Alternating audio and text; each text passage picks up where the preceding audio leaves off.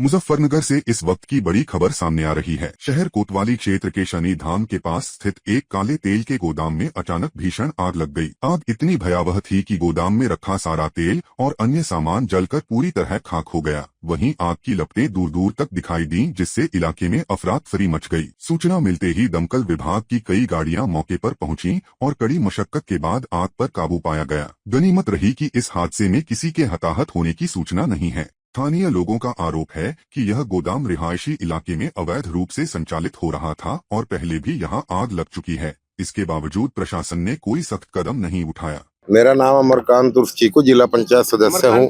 ये प्रकरण ये है कि ये तेल का एक गोदाम है। जो काला तेल होता है, मोबिल होता है, ये लोग शहर से इकट्ठा कर करके लाते हैं और इसको यहाँ से साफ करके फैक्ट्रियों में भेजने का काम करते हैं। और कुछ दूसरा केमिकल्स भी यहाँ होता है। इसके बगल में पहले भी एक गोदाम है, वहां पर भी आग लगी थी।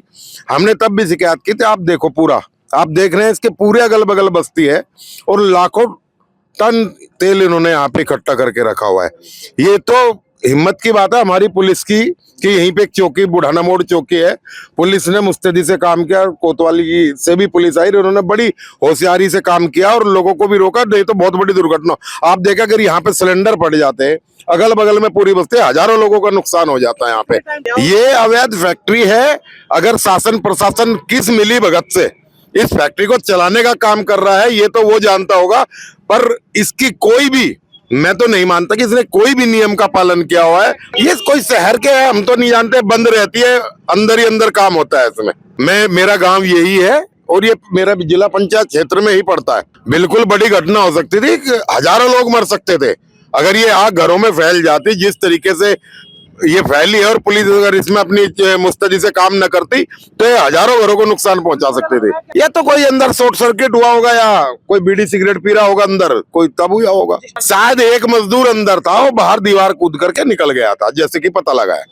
क्योंकि अभी पास में तो जा नहीं सकते। इस आग को हो गया है लगभग 2.5 घंटे के करीब। आज दिनांक 22 दिसंबर को थाना शहर कोतवाली पुलिस को सूचना मिली कि चरथावल रोड पे बुधाना मोड़ पुलिस चौकी क्षेत्र में एक तेल के गोदाम में आग लगी है। यहाँ मौके पे तुरंत फायर के ट्रक्स आए और लगातार कार्रवाई जारी है और आग बुझाई जा रही है। आगे की जांच की जा रही है। जो तथ्य सामने आएंगे उसके आधार पे विधिक कार्रवाई की जाएगी। मुजफ्फरनगर में साध्वी प्राची के दौरे के दौरान उनके बयानों ने एक बार फिर सियासी माहौल गर्मा दिया है।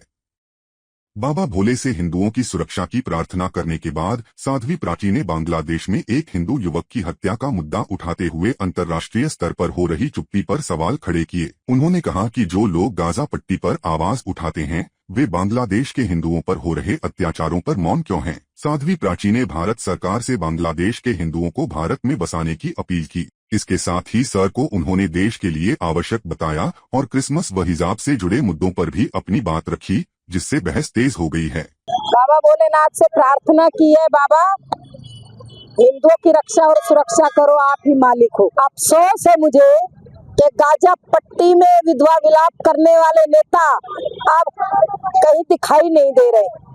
जैसे उन्होंने भांग का गोला खा के नशे में पड़े हो। हिंदुओं के मरने पर ये भांग का गोला खा के पड़ जाते हैं, ये बेसुध हो जाते हैं। इनको हिंदुओं के मरने पर की कोई तकलीफ नहीं, इनको कोई गम नहीं होता, इनको खुशी होती है। भारत की सरकार को बांग्लादेश के फाटक खोल करके उनके हिंदुओं को, वहाँ के हिंदुओं को हिंदुस्तान में लेकर आओ, यहाँ बसाओ। केंद्र सरकार से मैं निवेदन करती हूँ और जो यहाँ के बांग्लादेशी, इनको एक एक को कान पकड़ पकड़ करके हिंदुस्तान की सीमा पर भेजो। ये बिल्कुल ठीक कदम था, अपने हिंदुओं को लेकर के आओ हिंदुस्तान में। और जो पाकिस्तान, बांग्लादेश के जो हिंदुस्तान में पड़े हैं पैर पसार करके, जैसे उनके बाप की धर्मशाला है, खाली कराओ इसको। ये किसी के बाप की धर्मशाला नहीं, ये हिंदुस्तान हिंदुओं का है भाई। SIR लागू होना चाहिए, बहुत जरूरी है। और गृह मंत्री जी की टीम, देश के केंद्र सरकार की टीम पूरा काम करे, बहुत अच्छे से काम करे। देखिए, भागवत जी ने जो कहा बिल्कुल ठीक कहा है और जरूरी है। हिंदू एक रहेगा तो ये समझ लो कि सेफ रहेगा। और हिंदू जहाँ जहाँ बिखरा है वहाँ वहाँ बांग्लादेश के हिंदुओं से शिक्षा लेनी चाहिए। हिंदुओं को एक रहना चाहिए, एक रहोगे तो सेफ रहोगे। मुजफ्फरनगर से बड़ी खबर सामने आ रही है। कुछ नागरिकों और प्रतिनिधियों की ओर से मुख्यमंत्री योगी आदित्यनाथ को एक ज्ञापन भेजा गया है, जिसमें प्रदेश भर में किसान संगठनों की आड़ में चल रही अवैध गतिविधियों पर सख्त कार्रवाई की मांग की गई है। ज्ञापन में आरोप लगाया गया है कि कुछ तथाकथित किसान संगठन अवैध मिट्टी खनन, अपराधियों के पक्ष में आंदोलन और बार बार सड़क व रेल जाम कर कानून व्यवस्था बाधित कर रहे हैं। ज्ञापन के माध्यम से सभी किसान संगठनों के अनिवार्य पंजीकरण, सोशल मीडिया पर भ्रामक प्रचार रोकने, केवल पंजीकृत संगठनों से संवाद और अराजक आंदोलनों पर कानूनी कार्रवाई की मांग की गई है। साथ ही कहा गया है कि प्रदेश का किसान सरकार के साथ है और सुशासन को और मजबूत किया जाना चाहिए। नहीं, मामला ये है कि आजकल किसान संगठनों की आड़ में कोई कहीं अवैध खनन में लिप्त है, कोई कहीं टोल यूनियन में लिप्त है। टम्पू जो है वो किसान संगठनों के नाम पे जिनके कागज खत्म हो गए वो किसान संगठनों के नाम पे चलाए जा रहे। डग्गा मारी वो किसान संगठन के नाम पे हो रही। क्या सारे अवैध कार्यों का ठेका किसान संगठनों ने ले लिया? एक बात बताओ, अगर किसी के पास कागज नहीं है और वो वाहन सड़क पर दौड़ रहा है और उसमें कोई हादसा हो जाए तो क्या ये किसान संगठन उनके परिवार को मुआवजा देने का काम करेंगे? मुआवजा तब मिलता है जब किसी वाहन के पूरे पेपर हो, परमिट हो, इंश्योरेंस हो, हादसा होने में देर नहीं लगती।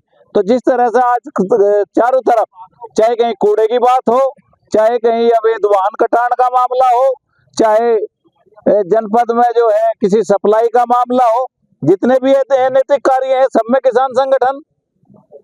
किसान संगठनों का ये काम थोड़ा था। किसान संगठनों का काम था किसान के मुद्दों पर संघर्ष करें, बात करें, समाधान करें, लड़ाई लड़ें। आज किसान की बात तो कोई करता नहीं। आप एवरेज लगा लो, जिला कृषि अधिकारी के यहाँ एक साल में कितने प्रदर्शन होते हैं, कारण कि उससे किसी को काम ही नहीं। सब आओगे डीएम का आओगे या थाने में आओगे, जिले के कृषि अधिकारी का नाम नहीं जानते बहुत सारे किसान संगठन। नहीं, मैंने कहा कि आज जो है जो पेपर मिल एसोसिएशन है उसने एक सनसनीखेज बात कही है कि भाई ये जो आरडीएफ है ये धरना देने वाले लोग ही हमें इसे सप्लाई करने का ऑफर देते हैं। तो हमारा ये कहना है कि उन्होंने बहुत बढ़िया बात करी। अगर किसान संगठनों के लोग इस तरह का काम करते हैं तो उनका नाम भी सार्वजनिक करें, उनके फोन नंबर भी होंगे। करोगे तो इलाज आज इनका करने का काम करेंगे। इन्होंने उस क्षेत्र का पानी खराब कर दिया, वहाँ की हवा खराब कर दी, वहाँ की सड़क खराब कर दी। नहीं, मजिस्ट्रेट साहब को हमने बता दिया कि अगर गुंडागर्दी ही आंदोलन है तो इसको सब लोग करना जानते हैं। उत्तर प्रदेश के मुख्यमंत्री योगी आदित्यनाथ जी कानून व्यवस्था बनाने का काम करते हैं और ये किसान संगठन बिना किसी वजह के सड़क में बैठ कर रोक कर सड़कों को कानून व्यवस्था खराब करने का काम करते हैं। मुजफ्फरनगर से इस वक्त बड़ी खबर सामने आ रही है। बघरा ब्लॉक के गांव खेड़ी दूधाधारी में प्रजापति समाज के एक परिवार के मकान पर बुलडोजर कार्रवाई के विरोध में आज भारतीय अति पिछड़ा वर्ग संघर्ष मोर्चा के राष्ट्रीय अध्यक्ष मोहन प्रजापति के नेतृत्व में सैकड़ों कार्यकर्ताओं ने जिला अधिकारी कार्यालय पर धरना दिया। आरोप है कि सोहनलाल प्रजापति के मकान को बिना नोटिस अवैध बताते हुए गिरा दिया गया, जबकि उसी जमीन पर कई अन्य मकान पहले से बने हैं। मोर्चा ने ग्राम प्रधान, लेखपाल और थाना प्रभारी पर रिश्वत, दुर्व्यवहार और पक्षपात के गंभीर आरोप लगाए हैं। अधिकारियों ने धरने पर पहुंचकर ज्ञापन लिया। मोहन प्रजापति ने चेतावनी दी कि यदि निष्पक्ष जांच और सख्त कार्रवाई नहीं हुई तो संगठन बड़े आंदोलन को मजबूर होगा। आज भारतीय अति पिछड़ा वर्ग संघर्ष मोर्चा के कार्यकर्ताओं द्वारा इसमें बगरा ब्लॉक का एक गांव पड़ता है दूधाधारी, खेड़ी दूधाधारी। वहाँ का एक प्रजापति समाज का एक परिवार है, प्रजापति समाज का सोहनलाल प्रजापति के, जिनका मकान ये अपना मकान का निर्माण कर रहे थे और निर्माण पूर्ण हो चुका था। लेकिन वहाँ के जो ग्राम प्रधान है वही अनुज देशवाल है और बसंत चौधरी है लेखपाल, एक किताबी थानाध्यक्ष है पवन चौधरी। इन तीनों ने मिलकर उस मकान पर बिना नोटिस के बिल्डोजर चलवाने का काम किया। 5 नवंबर को पटवारी सोनपाल के घर जाकर उनसे रिश्वत मांगने का काम किया, 50,000 रुपये। अगर 50,000 रुपये उन्होंने नहीं दिए तो 6 तारीख में उनका मकान को गिरा दिया गया और 7 तारीख में इन तीनों लोगों ने मिलकर, जो दबंग जाति के लोग हैं, तीनों ने मिलकर पीड़ित परिवार के पीड़ित व्यक्ति के दो पुत्रों को थाने में बंद करवाया। पुलिस से पवन चौधरी द्वारा मार पिटाई की गई किताबी थाने में और इनसे दुर्व्यवहार किया गया और 20,000 रुपये लेकर फिर उसको छोड़ा। इस तरीके से दबंग लोगों के एक तो क्या है एसएसपी यहाँ के ईमानदार है, एसपी सिटी यहाँ के ईमानदार है, लेकिन कहीं ना कहीं कुछ थानेदार ऐसे हैं जो पीड़ित व्यक्तियों को और ज़्यादा पीड़ित करने का काम करते हैं। उनको न्याय मिलना मुश्किल हो रहा है कि कुछ थानों में, क्योंकि जाति थानों पे है ना, थानों पे भी जातिवाद हावी हो रही है। जो लेखपाल और प्रधान ने मिलकर ग्राम समाज की ये भूमि बता रहे थे, लेकिन प्रधान का खुद जांच के दायरे में है, प्रधान का घर जो है वो खुद जांच के दायरे में है। और मुझे लगता है वो उसका घर, इनके घर नहीं, उसका घर ग्राम समाज की ज़मीन पे बना हुआ है। और उस ज़मीन पे, जिस ज़मीन पे बिल्डोजर चला, उस ज़मीन पे पहले से ही 35 से 40 घर पहले ही बने हुए हैं। उनको अगर तोड़े जाएं तो वे सब तोड़े जाएं, या जांच हो तो फिर सबकी हो। या ये तो सोनलाल प्रजापति से चुनावी रंजिश प्रधान रखता है और दबंगता दिखाकर इन पर बिल्डोजर चलाने का काम किया गया है। तरह तरह की पीड़ित परिवार को प्रताड़ना दी गई है। और आज हम जिलाधिकारी महोदय को ज्ञापन देने के लिए यहाँ आए हैं और हमारी मांग भी है और चेतावनी भी है कि ये जो दबंग लोग हैं, जब दबंग लोगों को तो थाने दे रखे हैं, थाने दबंग लोग चला रहे हैं। एक तो दबंग लोगों से पहले ही पीड़ित हैं, फिर ऊपर से उन्हें थाने में भिजवाकर पीड़ित और ज़्यादा पीड़ित किया जाता है। क्योंकि एक ही जाति के करीब 6 से ज़्यादा, आधा दर्जन से ज़्यादा जिले में थाने चला रहे हैं ये लोग, एक ही जाति के। कोई नोटिस पीड़ित परिवार को नहीं दिया गया था, कोई नोटिस पीड़ित परिवार को नहीं दिया गया था। और हमारी मांग और चेतावनी है कि या तो जाँच हो, सब मकानों की जाँच हो और पीड़ित परिवार का वहाँ मकान बनवाया जाए, और प्रधान के मकान की भी जांच पूर्ण रूप से की जाए, गंभीरता से की जाए, निष्पक्षता से की जाए, उचित स्तरीय जांच की जाए। नहीं तो भारतीय अति पिछड़ा वर्ग संघर्ष मोर्चा बड़े स्तर पर सड़कों पे उतरकर आंदोलन करने को बाध्य होगा। यही अति पिछड़े समाज ने इसी नई सरकार बनवाने का काम किया गया था। अगर इस पर उच्च अधिकारियों द्वारा, शासन द्वारा, माननीय मुख्यमंत्री जी द्वारा अगर इस पर संज्ञान न लिया गया तो आने वाले 2027 में ये सरकार का बिस्तर लपेटने का काम ये अति पिछड़ा समाज का। मुजफ्फरनगर से एक अहम खबर सामने आई है, जहां भीम आर्मी जय भीम संगठन ने किन्नर समुदाय के नाम पर चल रही संदिग्ध गतिविधियों को लेकर प्रधानमंत्री और मुख्यमंत्री के नाम एक ज्ञापन जिलाधिकारी के माध्यम से सौंपा है। संगठन का आरोप है कि कुछ संदिग्ध व्यक्ति अपनी पहचान छिपाकर फर्जी दस्तावेजों के सहारे अवैध, आपराधिक और समाज विरोधी गतिविधियों में लिप्त हैं। ज्ञापन में फर्जी आधार, वोटर ID, आय से अधिक संपत्ति, वसूली और धमकी जैसी शिकायतों का उल्लेख किया गया है। भीम आर्मी ने पूरे मामले की उच्च स्तरीय जांच, सभी दस्तावेजों के सत्यापन और जरूरत पड़ने पर सिट गठित कर सख्त कार्रवाई की मांग की है। मेरा नाम गीता सिंह है और जय भीम आर्मी से, मैं संगठन से जिला अध्यक्ष हूँ। आज हमने जो दिया है नकली किन्नर को लेके, आज ज्ञापन दिया है डीएम साहब जी को। नकली किन्नर हमारे मुजफ्फरनगर में बहुत ज्यादा मतलब घूम रहे हैं। दिन में तो वो मांगते हैं और रात को सारे के सारे जैसे मतलब अपना ड्रिंक वगैरह ये सारी चीजें करते हैं। और कई हमें संदेह है कि वो अपना नाम बदल कर भी हमारे जनपद मुजफ्फरनगर में हैं। और देखो कहीं ना कहीं हमारे जो मतलब असली किन्नर हैं उनको भी मतलब देखो इस चीज से परेशानी तो होती है, उनका भी कहीं ना कहीं वो हक खा रहे हैं। तो हमें तो बस ये है कि जो नकली किन्नर है इनकी जांच किए जाए और हम यही मांग है हमारी। अच्छा, नाम किस तरह के बदले जाते हैं? जैसे नाम अगर किसी का वो क्या बोलते हैं रूबी रख लेते हैं, जैसे किसी का नाम सलमान है तो किसी का रूबी रख लेते हैं। और अगर मान लिया किसी का मतलब जैसे मुस्लिम नेम से लेके किसी का नाम भी हिंदू नाम रखते हैं, वो जो भी है। किसी का भी मुस्लिम नहीं होता, मुस्लिम वैसे बेशक होते हैं बट वो होते हैं हिंदू ही है, हिंदू बन जाते हैं जब वो किन्नर मतलब नकली किन्नर बन के घूमते हैं। देखिए, भीम आर्मी जय भीम संगठन के नेतृत्व में माननीय प्रधानमंत्री जी को और मुख्यमंत्री जी को ज्ञापन सौंपे हैं डीएम साहब के माध्यम से। और हमारी यही मांग है,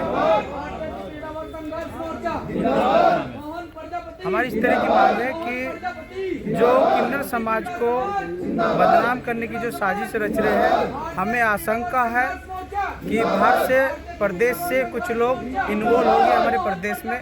जैसे दिल्ली में हाल ही में घटना घटी थी और ये नहीं पता लगा वो किसने घटना को अंजाम दिया। तो हमने इस संबंध में देश हित में, प्रदेश हित में और अपने शहर के हित में ज्ञापन सौंपा है। ज्ञापन में हमारी मुख्य मांग ये है कि जो भी किन्नर समाज है इनकी जांच होनी चाहिए। इनका ओरिजिनल नाम क्या है, इनका बैकग्राउंड क्या है, इनकी जन्म स्थान क्या है, इनका कोई क्रिमिनल रिकॉर्ड तो नहीं है। और ये दिन में तो लड़के रहते हैं और रात को ये उल्टे सीधे काम करते हैं। इनका डाटा शासन प्रशासन पे होना चाहिए। जैसे ही दिल्ली में घटना घटी थी तो मुजफ्फरनगर की पुलिस प्रशासन ने इसमें जांच करी थी, किराएदारों के नाम, आधार कार्ड सब सत्यापन हुआ था, निष्पक्ष जांच हुई थी।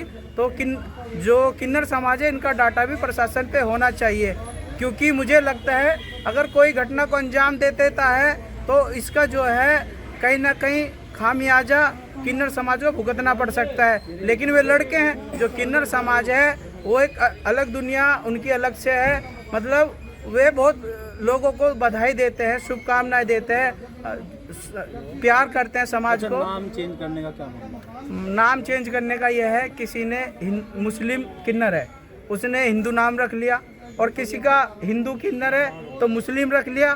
तो ये ओरिजिनल इनके जो नाम है, ये नाम बिल्कुल स्पष्ट होने चाहिए कि इनका बैकग्राउंड क्या है, असलियत में क्या है।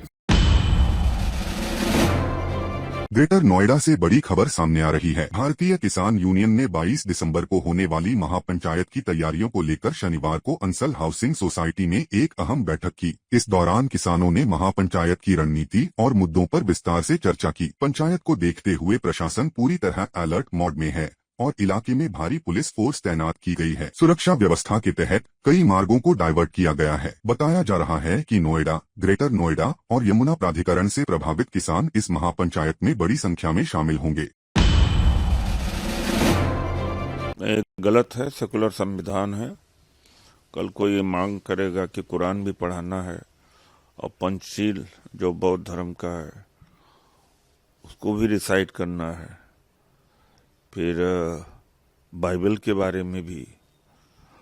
तो निजी तौर पर जिसको जहाँ पढ़ना हो, गीता पढ़ना हो तो निजी तौर पर पढ़े, लेकिन स्कूल में नहीं होना चाहिए। गलत बात है। और इससे क्या है कि शिक्षा का स्तर बहुत नीचे गिरेगा, साइंटिफिक टेम्परामेंट नहीं पैदा होगा। वैसे ही भारत बहुत पीछे है वैज्ञानिक सोच में, और आज तक मौलिक कोई टेक्नोलॉजी यहाँ पर इजाद नहीं की जा सकी है। उसके लिए वैज्ञानिक दृष्टिकोण होना चाहिए, सोच होना चाहिए। बच्चों के ऊपर लादा नहीं जाना चाहिए। उसके बाद जब समझदार हो जाए 18 के ऊपर, तो जो भी उनको पढ़ना हो पढ़े, धर्माचार्य बनना हो सबके सब, तो कोई तराज नहीं है। देखिए सरकारी जो टैक्सेस है, टैक्स तो सभी देते हैं। मुसलमान हो तो, गरीब हो तो, दलित हो तो, अम्बेडकराइट हो, बुद्धिस्ट हो, तो सबके पैसे से चल रहा है। तो किसी एक विशेष धर्म को प्रमोट नहीं किया जाना चाहिए।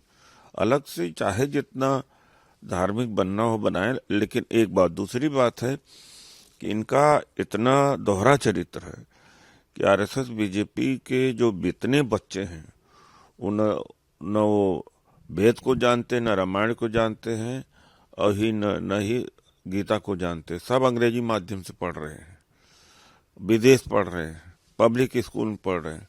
तो सबसे पहले अपने बच्चों को अंग्रेजी माध्यम से पढ़ाई छुड़ा करके संस्कृत में पढ़ाएं, विदेश से बुला करके भारत में पढ़ाएं, गुरुकुल की स्थापना हो।